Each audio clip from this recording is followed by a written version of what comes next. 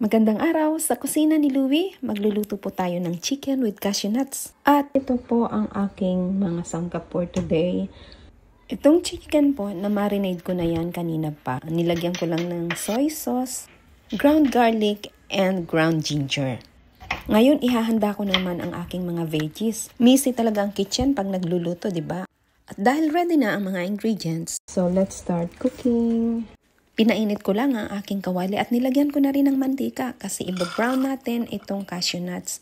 Medyo nasobrahan ng konti pero okay lang yan. Wala naman tayo sa Chinese restaurant. Naandito tayo sa kusina ni Louie. Isusatay ko lang ang mga veggies ko. Tatakpan ng konti para maluto sila. And isi-separate natin yan dahil isasangkot ko naman itong manok. At habang nagsasangkot syempre, kailangan ko na rin gumawa ng sauce. Kailangan ko nang magmadali. Nako, nagugutom na raw yung aking boss.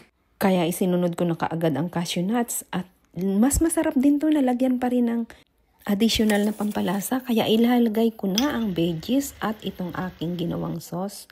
At ayan, papasarapin natin to ng gusto. At dahil Chinese dish po tayo ngayon, hindi po pwedeng mawala ang sesame oil. At dahil luto na siya, ano pa bang susunod? Syempre, kain na na. So, ito na yung aking chicken with cashew nuts. Maraming salamat po sa panonood. May God bless us all.